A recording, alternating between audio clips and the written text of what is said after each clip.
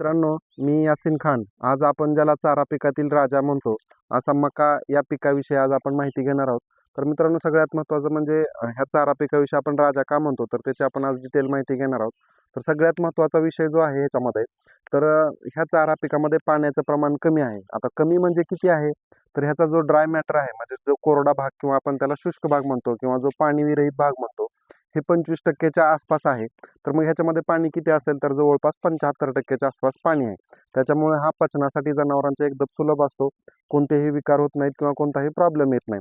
त्याच्यानंतर मित्रांनो, सगळ्यात महत्त्वाचा जो घटक असेल ह्याच्यामध्ये, तो असतो प्रथिनं. कुठलाही चारा पीक असेल तर त्याच्यामध्ये प्रथिनांचं प्रमाण थोड्याफार प्रमाणामध्ये असतं. तसं ह्या मका या चारा पिकामध्ये 8 ते 10% आसपास प्रथिनांचं प्रमाण असतं.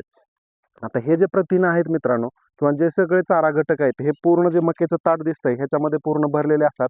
आणि ह्याच्यासोबतच जे मक्याचं कणीस असेल, ह्या मक्याच्या कणसामध्येही ते न्यूट्रिशन घटक असतात. तर ह्याच्यानंतरचा जो महत्त्वाचा जो घटक आहे, तो म्हणजे TDN, ज्याला आपण टोटल डायजेस्टिबल न्यूट्रिशन असं म्हणतो, किंवा ज्याला आपण मराठीमध्ये ऊर्जा असं सुद्धा म्हणू शकतो. तर ह्याच्यामध्ये त्याचं प्रमाण आहे 60% आसपास. म्हणजे TDN, टोटल डायजेस्टिबल न्यूट्रिशन, हे 60% आहे. तर त्याच्यासोबतच ह्याच्यामध्ये फॅट आहे 2%च्या आसपास, कॅल्शियम आहे 4%च्या आसपास, फॉस्फरसही थोड्याफार प्रमाणामध्ये आहे. यासोबतच मित्रांनो, ह्याच्यामध्ये जीवनसत्व म्हणजेच व्हिटॅमिन्स जे म्हणतो आपण त्याला, त्याचंही प्रमाण थोड्याफारमध्ये आहे. आणि जे खनिज किंवा ज्याला आपण मिनरल म्हणतो, ह्याही गोष्टीचं प्रमाण ह्याच्यामध्ये आहे. तर मित्रांनो, हे चारा पीक देताना आपण फक्त मक्याचं कणीस आणि हे जे ताट दिसते आपल्याला, ह्या दोन्ही सहित आपण ते जनावरांना द्यायचं आहे. ह्याच्यातून तुम्ही कणीस बाजूला करून हे चारा पीक वापरायचं नाहीये.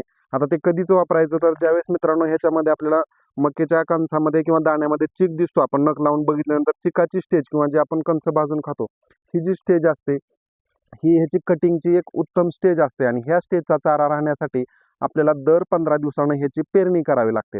कारण ती जी स्टेज आहे ती फक्त 15 दिवसच राहते. म्हणून आपल्याला दर 15 दिवसाला किती लागणार आहे वैरण, त्या हिशोबाने आपण ह्याची पेरणी करत राहावी. म्हणूनच ह्याच्यामध्ये क्वालिटी आणि क्वांटिटी, म्हणजे क्वालिटी पण चांगली आहे आणि जास्त प्रमाणात तुम्हाला कमी जागेमध्ये जास्त चारा मिळतो.